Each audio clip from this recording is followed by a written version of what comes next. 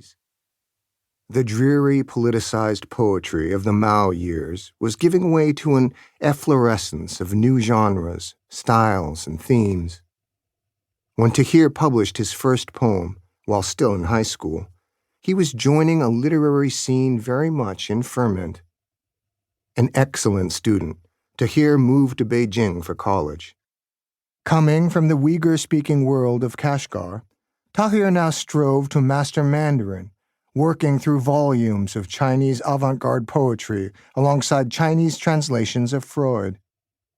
Before long, he was reading widely in Western literature. For a time, the Chinese edition of Wallace Stevens' selected poems rarely left his side. It was a heady time as he and other Uyghur students in Beijing formed groups to discuss their reading and push forward in their own literary efforts. It was also a tumultuous period in China's capital. A new generation, unwilling to accept the tepid pace of reform, was increasingly demanding democratic rights and an end to corruption. As a sophomore, Tahir helped organize hunger strikes and marches by Uyghur students in the weeks leading up to the 1989 Tiananmen protests. While the student movement was ultimately crushed by Beijing's tanks, Tahir's interest in politics persisted. Following college, Tahir worked for a time in Beijing before taking a position teaching Mandarin in Urumqi, capital of the Uyghur region. All the while, he continued writing poetry, much of it in a modernist vein, some of it dealing with subjects previously taboo in Uyghur literature. One much-discussed 1994 poem touched on marijuana, masturbation, and a nation turned into a drunkard.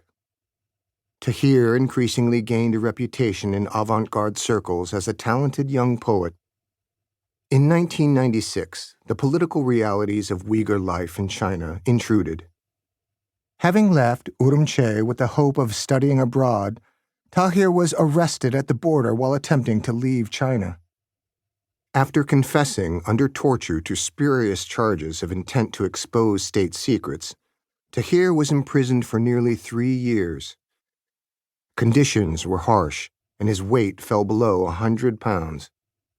After his release in late 1998, Tahir was faced with beginning his life again, now with a black mark against his name in the party archive. The following year, he began working in film production and was soon directing independent films. By the early 2000s, Tahir had established himself as a significant and highly original director, best known for his path-breaking drama, The Moon is a Witness. His poetic work continued apace, as did his vast and varied reading. It was a remarkable second act for a man who had emerged from a labor camp only a few years before, and it unfolded against a backdrop of deteriorating political conditions and ethnic relations in the Uyghur region.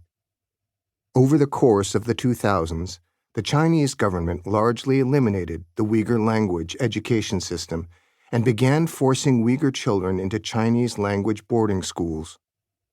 Discrimination against Uyghurs by members of China's Han majority grew pervasive. Uyghurs seeking jobs were often told outright by potential employers that we don't need minorities.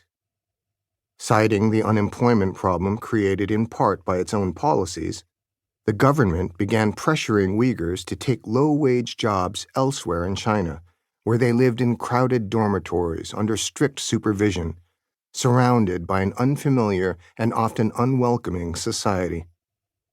Year after year, Uyghur resentment festered, with no outlet for expression in the tightly controlled media. Finally, in mid-2009, after Han employees at a toy factory in eastern China lynched Uyghur colleagues following unfounded rumors of rape, Urumqi exploded in successive waves of violence between Uyghurs and Han. The death toll climbed into the hundreds as buses burned, shop windows were smashed, and passers-by were bludgeoned to death in the streets. In September, amid mass protests against the region's party secretary, Tahir was crossing a crowded street when several Han protesters